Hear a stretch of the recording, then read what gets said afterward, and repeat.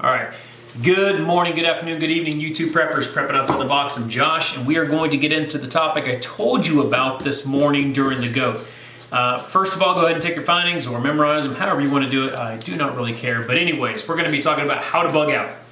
So first of all, do you have a plan, or are you just going to be swinging from the hip like I think most people will?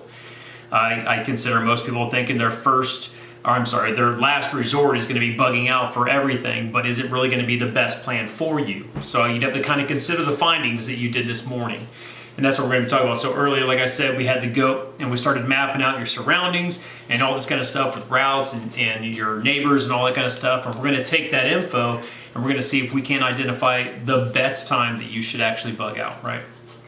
So considering all the stuff that you had, we're going to be evaluating your neighbors first. So when you went through and you mapped out who's near you and all that kind of stuff, did you find out, or do you know, are they friendly, unfriendly? Are they prepared? Like, are they preppers? Or are they unprepared? Are they healthy, or are they dependent in some fashion where they rely on outside or long-term care or somebody to actually care for them, right? Bottom line, can you trust your life? Can you trust your safety and security of your family and yourself on the findings that you have from your neighbors? Are you going to be considering them more of a liability or an asset? Are they someone that you're going to be caring for? You're going to be basically using your preps to keep around and all that kind of stuff? Or are they going to be an asset to your group where they're going to be providing some kind of a skill or maybe supplies or whatever? I'll say this. If you're the only one, if you're looking around all your neighbors and you're the only one that's prepping, the only one that's prepared, and at least one, which I'm assuming at least one person around you knows that you are someone that collects or stores food or whatever it is, gear, that could end up being your biggest threat, is that person with the rest of the people around you that maybe are unprepared, using you as their one-stop shop, right? So you could be having your immediate threat being your neighbors. So bugging out would be primary, right? I would say first consider if your neighbors are a signal for you to consider your bug out location as your first step and not your last resort. And just take all those considerations about how they are and what they can provide and what they do for you. Next, we talked about knowing your surroundings, like your routes and things like that. When considering avenues of approach, would a Vic, or would your vehicle, when you're about to bug out, you have all your stuff loaded up, if you wait too long, are you going to be blocked in? Are you in a dead-end road and there's one way out and now you cannot get out for whatever reason? Is it going to be a hindrance because a majority of your supplies are maybe at your bug out location? Like you say, you plan on it being your last resort, and or a majority of your supplies at your current location, and bugging out is your last resort. So are you going to be able to take them with you if you don't go fast enough? Anyways, does the terrain allow you on foot to move with ease with your family? Is the terrain flat, hilly? Are there trees for privacy and things like that? Is the location where you're at currently, is it defendable, or would you be better off moving to your bug out location that is more defendable, right? So is it even a place that's feasible to stay for the security of you and your family?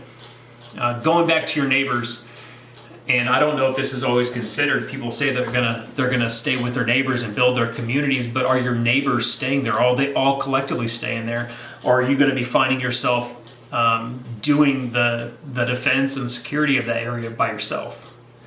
A really big important part to it, a little side factor, is when you're mapping all the stuff that's around you and all these key locations. Are you around key locations that attract the wrong crowds? So are you around pharmacies and liquor stores and even gun stores, which would be a hot spot for people to go loot and things like that in a bad situation? So are you around all these locations that bring in, I would say, lesser type people, bad people? But anyways, taking all this stuff into consideration, and we're talking about, are you shooting from the hip? I'll bug out when they're in my backyard. You hear people say that all the time. I'll bug out when they're in my backyard, when they're in my neighborhood, is a bad mentality. It's very dangerous for you and your family. It makes it almost too late to actually make any kind of good decision on how you're going to get out or how you're going to move or what you're going to do. But thinking about that, regardless of the situation you put yourself in, have a plan, and in that plan, know what is grabbed. Know what is grabbed and what is relocated, whether it's to your vehicle or whatever. How it's going to be grabbed, when it's going to be grabbed, by who it's going to be grabbed, so you can ensure the best use of time. Your family has a job. Each person in your family has a job, and they know what they're doing, how they're doing, when they're doing it, and you'll have the best time to utilize everything and have the best chance to get everything that you need and want in your bug out, in your immediate area to your bug out location. So going back real quick, I know it's a fast video, but consider who your neighbors are in consideration with if you should bug out sooner than later, or if you should wait out the storm, I guess you could say, or just the routes in and out of your area. Is your area even defendable? Like I said, do you have limited access in there? Is there inaccessible routes on foot and stuff like that that would make it hard for you to bug out with your family if you couldn't use your vehicle? So take all that, take it for what you want, add it down in the comment section if you have anything. I'd be curious to hear what you say. But until tomorrow, it's Prepping Outside the Box. I'm Josh, and I'll see you then.